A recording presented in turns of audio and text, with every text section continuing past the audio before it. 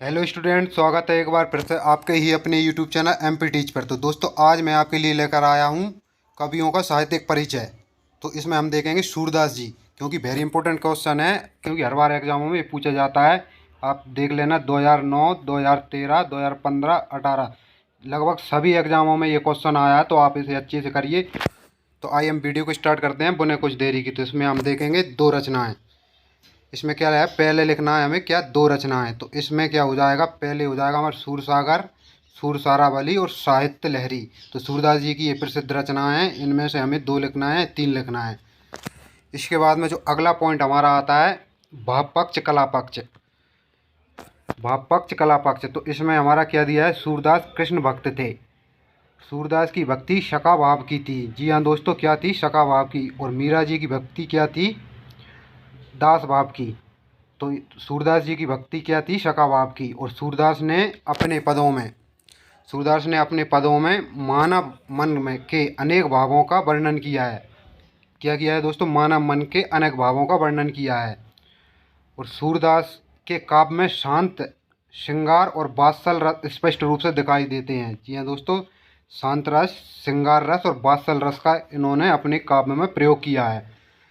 तो क्या है, श्रृंगार रस, शांत रस और वात्सल रस, क्योंकि इसे वात्सल सम्राट भी कहा जाता था। सूरदास जी को ही वात्सल सम्राट कहते थे। इसके बाद में हमारा अगला होता है रूप दिखाई देता है। और सूरदास वात्सल रस के सर्वोत्कृष्ट कवि थे, क्योंकि वात्सल रस में अधिकतर उन्होंने रचनाएं की हैं। सूरदास ने श्रृंगार के संयोग सूरदास ने श्रृंगार के संयोग वियोग रस का मार्मिक चित्रण किया है। जी हाँ दोस्तों, क्या किया है, श्रृंगार के संयोग वियोग रस का मार्मिक चित्रण किया है। बहुत ही सिंपल भाषा में मैंने आपको बताया है। आप अगर एक बार भी इसे अच्छे से पढ़ लोगे तो आपको एक बार पढ़ने में याद हो जाएगा, क्योंकि बहुत ही स्पष्ट और सिंपल भाषा लिखी है। और आचार्य रामचंद्र शुक्ल के ने लिखा है कि श्रृंगार का रस राजस्व यदि हिंदी में कहीं मिलता है तो केवल सूर में।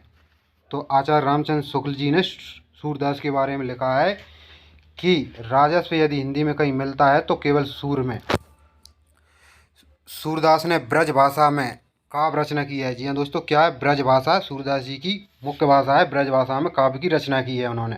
और अवधी, फारसी आदि शब्दों, लोकोक्तियों का प्रयोग भी किया जाता है। अवधी फारसी शब्दों का भी प्रयोग किया है, लेकिन मुख्य भाषा उनकी क्या थी, ब्रज भाषा। और सूरदास ने गे पद शैली को अपनाया। गे पद शैली को अपनाया। जी हाँ दोस्तों, क्या है, गे पद शैली को सूरदास जी ने अपनाया है। तो हमारा क्या हो जाता है यहाँ पर, कंप्लीट भाव पक्ष और कला पक्ष। आप इस तरीके से अगर लिखोगे तो आपको पूरे में से पूरे अंक आएंगे। तो आप अच्छे से स्टेप बाय स्टेप जमाइए इसे। यहाँ पर हमें लिखना है सबसे पहले दो रचनाएं, इसके बाद भाव पक्ष कला पक्ष, और इसके बाद में हमारा आ जाएगा साहित्य में स्थान। साहित्य में स्थान, जी हाँ दोस्तों, क्या हो जाएगा हमारा, साहित्य में स्थान। और आपने चैनल को सब्सक्राइब नहीं किया है, जल्दी से चैनल को सब्सक्राइब करके बेल आइकन को ऑल पर प्रेस कर लीजिए, क्योंकि उसमें आपका ही प्रॉफिट है। क्योंकि बहुत ही इंपॉर्टेंट क्वेश्चनों की सीरीज़ चल रही है, और आप बेल आइकन को प्रेस कर लोगे तो आपको जो भी नेक्स्ट वीडियो आएगी उसका नोटिफिकेशन बहुत जल्द देखने को मिलेगा। तो आप जल्दी से चैनल को कीजिए सब्सक्राइब। इसके बाद हम देखते हैं साहित्य में स्थान। तो साहित्य में स्थान हमारा क्या हो जाएगा, सूरदास अष्टचाप के ब्रजभाषा के कवियों में सर्वोत्कृष्ट कवि थे। तो अष्टचाप क्या है दोस्तों, सूरदास अष्टचाप के कवि थे, क्योंकि अष्टचाप आठ कवियों के में सर्वोत्कृष्ट कवि थे। क्योंकि जो आठ कवियों की मंडली थी उसे अष्टचाप कहते थे। तो इनमें सर्वोत्कृष्ट कवि थे। और इनका बाल प्रकृति चित्रण क्या था दोस्तों, बाल प्रकृति चित्रण। बाल प्रकृति चित्रण, वात्सल तथा श्रृंगार का वर्णन अद्वितीय है। क्या है, अद्वितीय है। वे अपनी अपनी काव्य कला और साहित्यिक प्रतिभा के बल पर हिंदी साहित्य जगत के सूर्य माने जाते हैं। क्योंकि सूरदास जी को हिंदी का सूर्य कहते हैं, क्योंकि उन्होंने वात्सल रस का इस काव्य में प्रयोग किया है। श्रृंगार रस का भी इसमें प्रयोग है, लेकिन वात्सल रस के सम्राट कहलाते थे सूरदास जी। तो बहुत ही सरल और सहज भाषा में मैंने आपको बताया है। तो आप चाहो तो यहाँ से स्क्रीनशॉट ले सकते हो। सबसे पहले दो रचनाएं हो जाएंगी हमारी, सूरदास जी की दो रचनाएं। ये हम प्रसिद्ध तीन रचनाएं हैं, इन तीनों को अच्छे से याद रखिए। और भाव पक्ष कला पक्ष आप इस स्टेप बाय स्टेप इसे अच्छे से जमाइए, तो आप पूरे में पूरे अंक यहाँ से प्राप्त करेंगे। इसके बाद साहित्य में स्थान। साहित्य में स्थान भी बहुत सिंपल है हमारा। सूरदास क्या है, अष्टछाप के ब्रजभाषा के कवियों में सर्वोत्कृष्ट कवि थे। क्या थे, सर्वोत्कृष्ट कवि थे। तो ये हमारा हो जाता है सूरदास जी का साहित्यिक परिचय।